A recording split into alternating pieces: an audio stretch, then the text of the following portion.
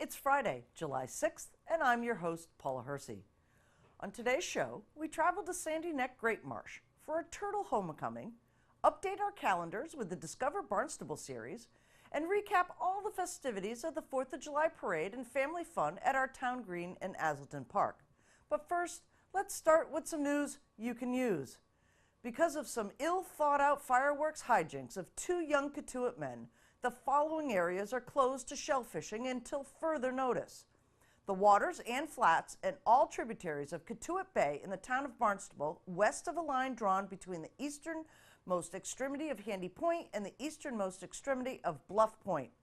Barnstable police were called at 1 a.m. to the Cotuit Down Dock located on Oyster Place Road, where an officer observed the red and gray portable toilet in pieces with a liquid substance and solid spoils that were consistent with human waste around the debris, according to a police report.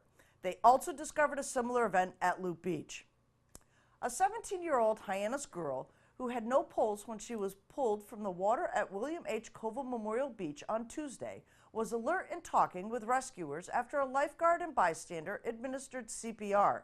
We talked to Barnstable Recreation lifeguard Ethan Serhal at Veterans Beach yesterday, who explained that hours of drills and training prepared him to act instinctively when the real-life scenario happened.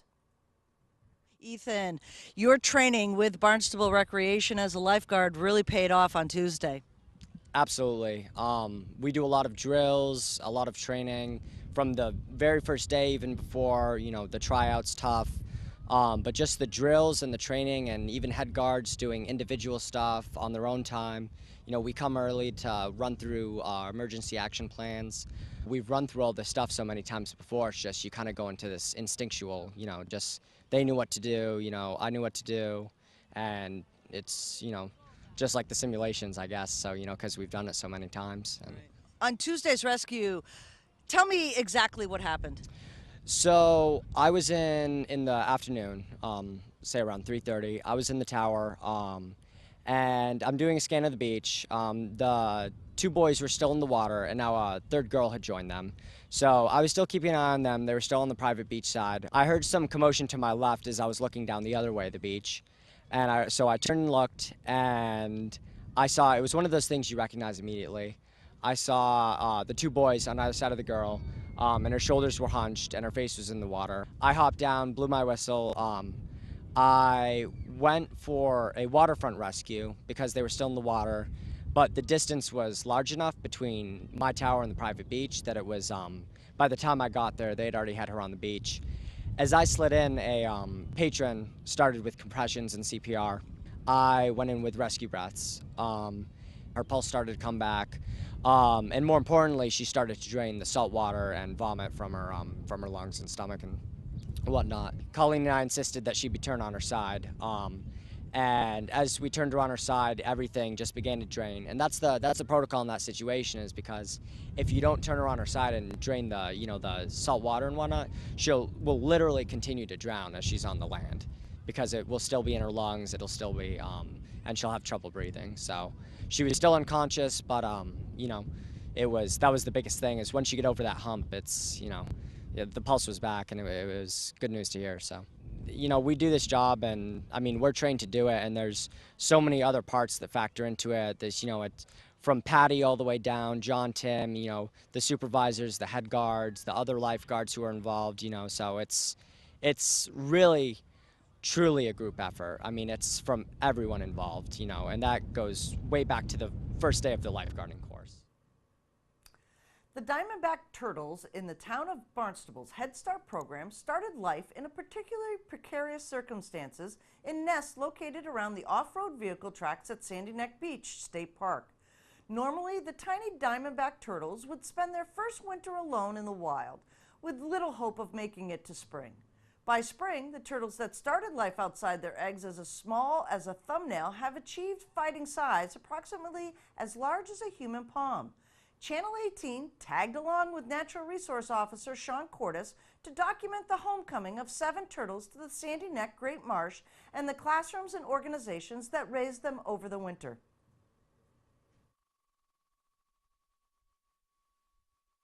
For those of you who don't know me, my name's Sean Cordes. I'm a natural resource officer here for the town of Barnstable. Lucky enough to be stationed here at Sandy Neck Beach pretty much full time. I'm out here just about every day. Sandy Neck's actually comprised of over 4,700 acres of protected land. About 3,500 acres of that land is right here in the Great Marsh, which is the second largest salt marsh in all of Massachusetts. And that's where our terrapins are from. So the diamondback terrapin's a really cool animal. Terrapins are the only species of turtle that have adapted to live in brackish water, which is where freshwater and saltwater mix in different estuaries like salt marshes up here in the north or mangroves down in the south. So the diamondback terrapin's range stretches all the way from the Gulf of Mexico all the way up here to Massachusetts, which is their northernmost range. So you won't find any terrapins north of Massachusetts. They're also a protected species here in Massachusetts. They're on the endangered species list and they're listed as threatened. And they got that listing for a couple of reasons. So number one is habitat loss. Diamondback terrapins live in the salt marsh, which is a type of wetland, and historically, unfortunately, we've lost a lot of our wetlands. So we do a few things here at the beach in order to help protect these animals.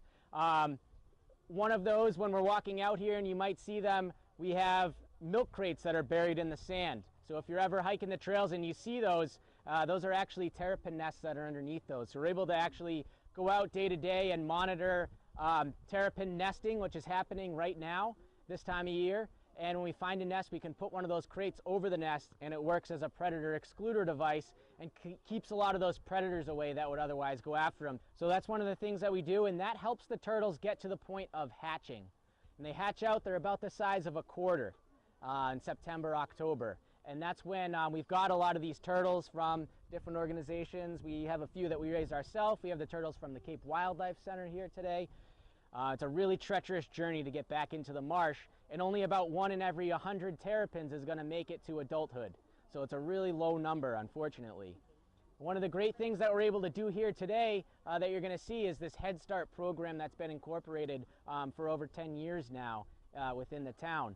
And so what happens is, as we walk down the marsh trail, you're going to see that this is still an active trail for some vehicles, but the trail's also made out of sand. So to a terrapin, it's a really good spot to nest. It looks like an ideal place. So some of those terrapins actually lay their eggs directly into that marsh trail. But luckily, again, we monitor every single day out here, and we're able to actually find those nests after they're laid and relocate them to a safe area where we can monitor them over the course of the season until they hatch out.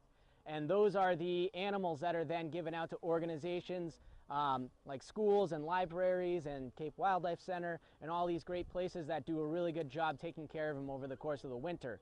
So they're staying in nice warm water, they're eating lots of food, and by the time they're released here today, they're going to be about the size of a 2 or a 3-year-old turtle. So their shell's nice and big and strong, and a lot of those predators that would otherwise go after them don't really have the opportunity to do that anymore. These turtles are getting released directly into the marsh where they're going to spend the rest of their lives, and so their potential for survival into adulthood should be much higher. One of the really cool things I want to talk about real briefly before we get going too is we were able to add one more thing this year to a lot of our turtles, and that was implementing pit tags.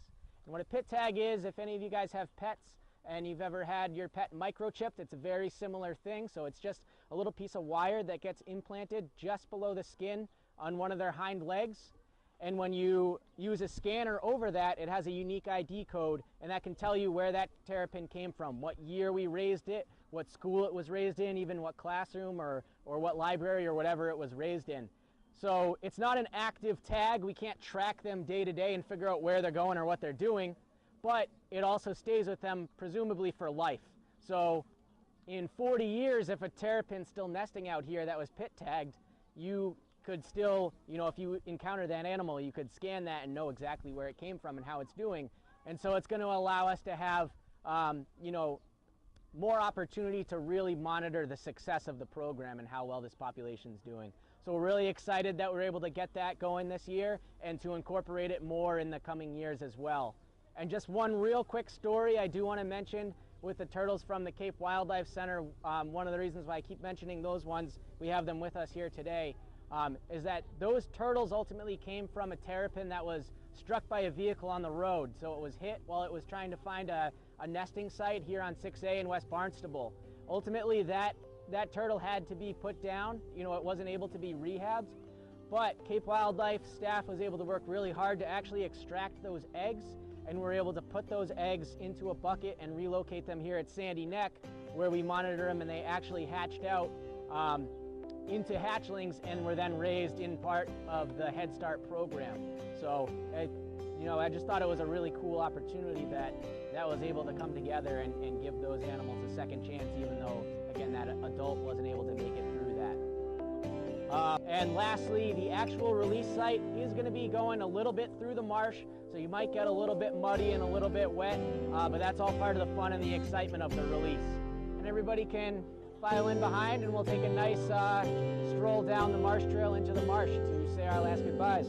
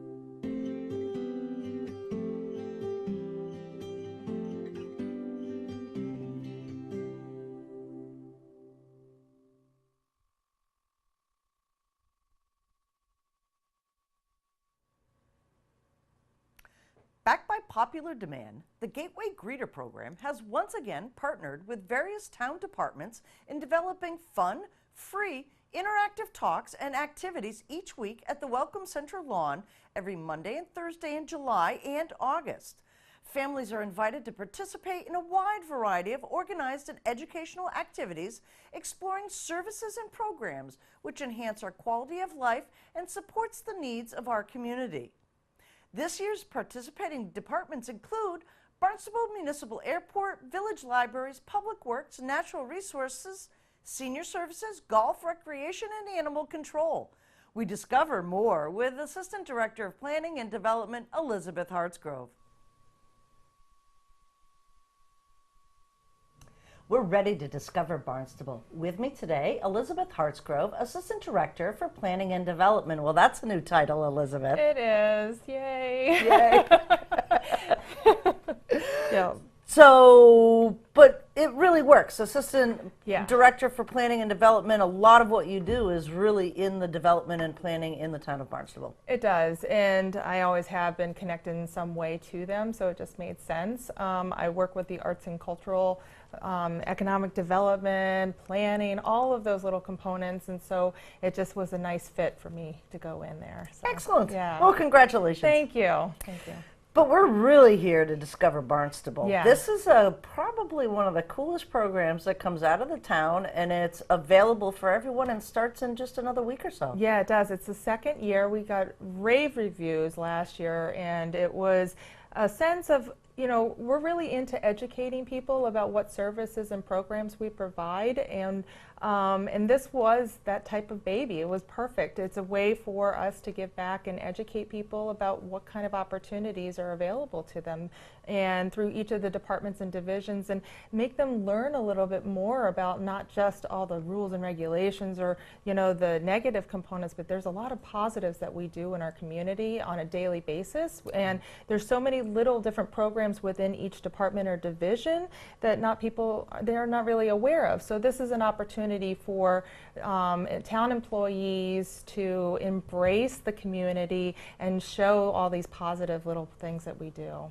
Well, that's great. So these happen, I think twice a month, you said, right? It's actually twice a week. Twice a week. Twice a week in July and August. So Monday mornings from 10:30 to 11:30, and then Thursday afternoons from 4:30 to 5:30. And it's every Monday and Thursday, July and August.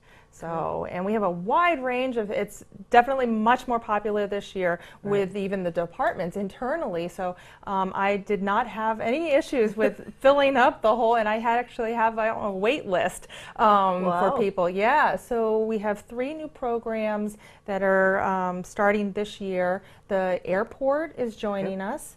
The recycling division with the transfer station, and then we have animal control is joining us this year. So in addition to the ranger talks that we've had with wildlife or the turtle talks, we had senior services, we had recreation, we have just a slew of them. So it's really wonderful. I'm very excited. So where are these talks held? They are held down at Bismore Park, near the Welcome Center. It's over by the utility box that has the wrap of welcome in 30 different languages, and it's under a nice shady tree, and we have a picnic table and chairs there available, and it's family fun activities open to anyone, residents, guests, anybody, and it's all free. So the parking's available at Town Hall here, and then you can walk down, or if you want to pay for parking, it's available at Bismore Park. Okay, so walk us through a little bit of what folks are going to learn. You know, having been here for the town of Barnstable for now 90 days, there is just so much to learn about what the town does. Yeah. So these at Bismore Park are really designed to give you a little bit of a deep dive into how we do things here at the town level? Yeah, it really dives into something that people are not expecting. That's really what the key is. For example, the senior services. The senior center, not all programs there are just for seniors. We had last year a hula hoop class, and it was open to the general public. People can go and take yoga classes there. So it's not necessarily just a senior center, it's more of a community center really when it comes down to it. And so this year, we're artist who is there at the senior center, who's a regular, she's going to be giving art classes there for the whole family. So it's multi-generational, and that's really the purpose of our community, and the quality of life.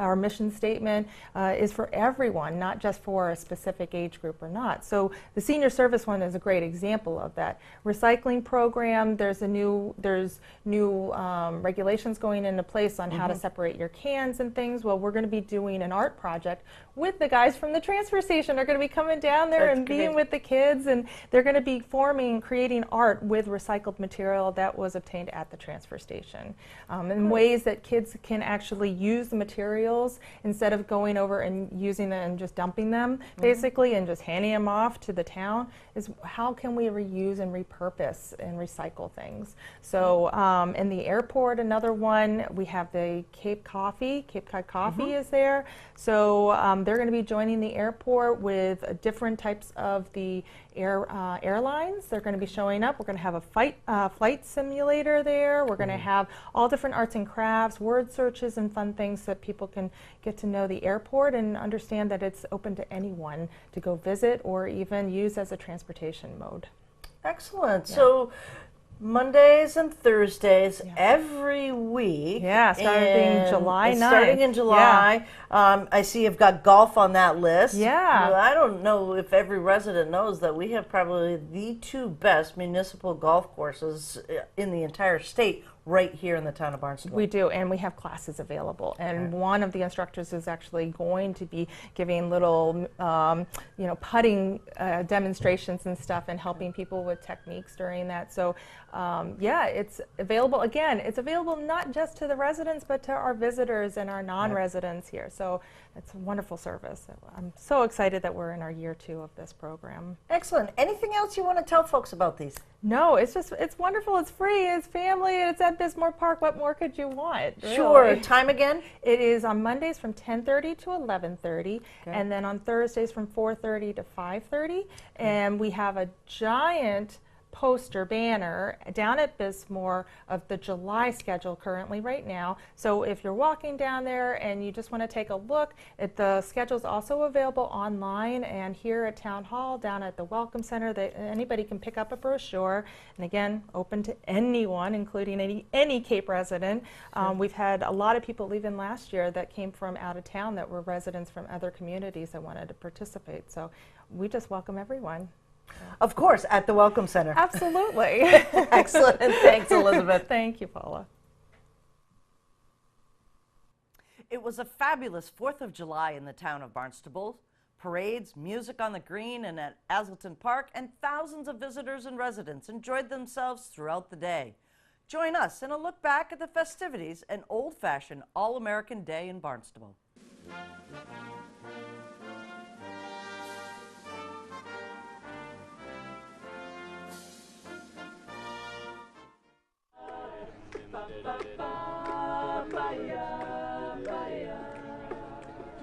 Well, I keep on thinking about you. It's just a golden hair surprise, and I just can't live without you. Can't you see it in my eyes? And I've been 1, 4, cold as 5, and I've been 2, 2, 1, 2, 5. But it doesn't mean it ain't been on my mind. So will you meet me in the middle? Will you love me just a little, just enough to show you care? Well, I tried to fake it, I don't mind saying I just can't make it. Here we go, guys. Doo-doo-wop-doo-wop, doo-doo-wop-doo-wop, doo-doo-wop-doo-wop, doo-doo-wop-doo-wop, doo-doo-wop-doo-wop.